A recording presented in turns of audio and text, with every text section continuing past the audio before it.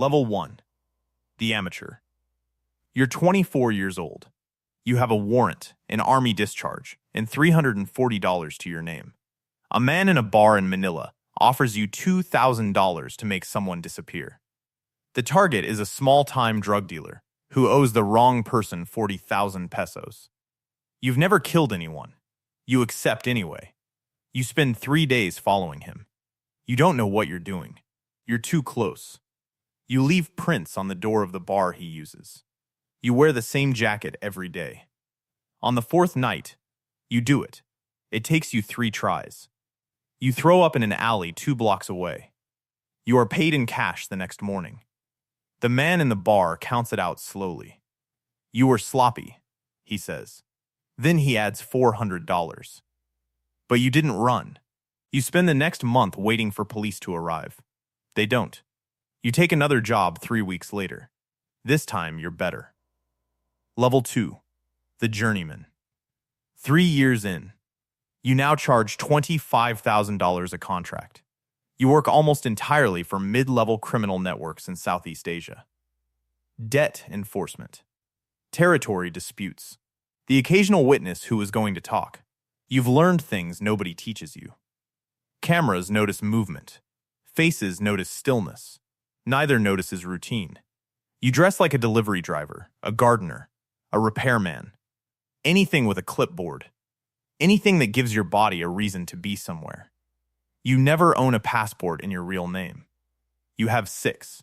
You never sleep in the same hotel twice.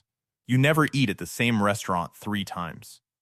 You call your mother from payphones on the first Sunday of every month. You tell her you're working construction in Dubai. She's proud of you. You have no friends. This is by design. One night, a client miscalculates and pays you late. You wait in his office for 6 hours. He arrives with the money and a bottle of expensive whiskey as an apology. You take both. You don't drink the whiskey.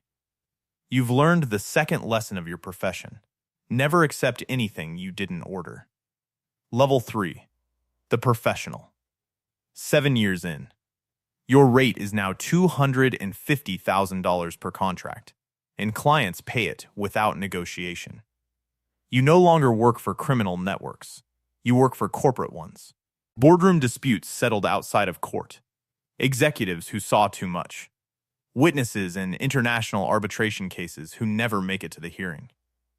The targets look different at this level. They have security.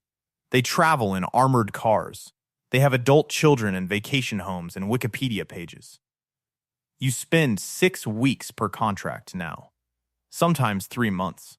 Your first day is always research. You buy every book about the target. You watch every interview. You read every court filing. By the end of the 2nd week, you know their coffee order. By the 4th week, you know their sleep schedule. By the 6th, you know their fears. You've never met them. You know them better than their wives do. You now own a small apartment in Prague, under a shell company registered in Panama. You've never lived in it. It exists because it needs to exist. You have a fake life so thoroughly constructed that if you ever tried to disappear into it, you probably could. Level 4. The Specialist. 12 years in. You charge $1 million per contract. You are one of maybe 40 people in the world at this level. You don't know the other 39. This is intentional. You take 3 contracts a year. Maximum. You turn down 11 for every one you accept. The rejections are what keep you alive. You've said no to jobs from Russian oligarchs, Saudi princes, African presidents, and one Silicon Valley CEO. You keep files on all of them. You've been offered $5 million to kill a sitting European finance minister. You turned it down. The person who offered was arrested 9 months later. You had suspected this. That's why you said no. You've learned the 3rd lesson. The client is always the biggest threat, never the target. You have contingency files on every client you've ever worked for, locked in 3 different safety deposit boxes across 3 countries. Instructions with a lawyer in Zurich to release them if you don't send a specific message on the first of every month. You have made yourself expensive to kill. This is the only reason you're still alive. Level 5. The Ghost. 16 years in. Your rate is $5 million. You work exclusively for governments now. Officially, they have people for this.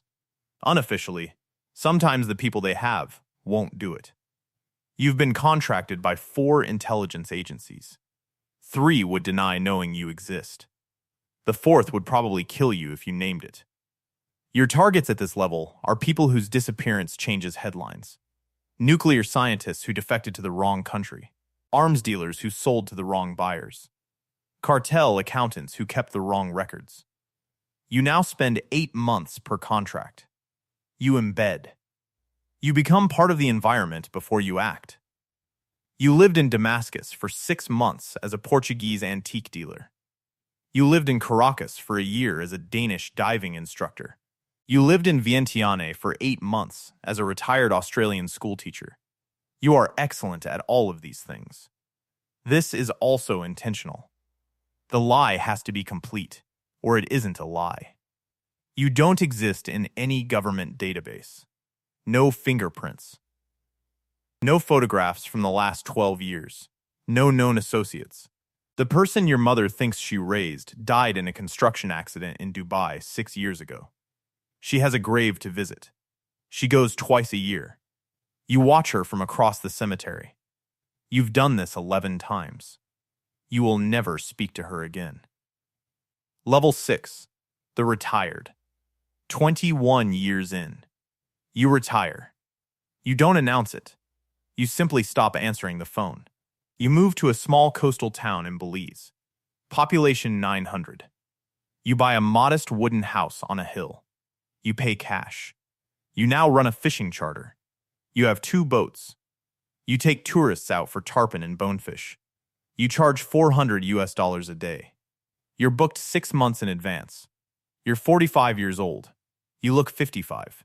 You have small scars on your left hand and a limp in your right leg that you tell people is from a motorcycle accident. You are excellent at fishing. You are excellent at conversation. You are excellent at being forgotten. One afternoon, a couple from Chicago books your boat for a full day. The husband is a lawyer. The wife is a psychiatrist. They're on their honeymoon. Halfway through the day, the wife asks how you ended up in Belize. You give her the answer you've given 1,100 times. Long story. Boring one. She smiles. She doesn't press. Later, as the sun goes down, she catches her first bonefish. Her husband takes a photo. She is glowing. She thanks you like you've changed her life. You smile back. You mean it. That night, alone on the deck of your house, you drink 1 glass of rum and watch the ocean. You have killed 73 people. You will die of natural causes at 84, in a hospital bed in Belize City, with no next of kin listed on your paperwork. You will be buried under a name that isn't yours, in a country your mother never visited, by a nurse who found you interesting, but couldn't remember much about you. There will be no service. There will be no headline. You succeeded at the only thing that matters in your profession. You disappeared. And the world will never know you were ever there at all.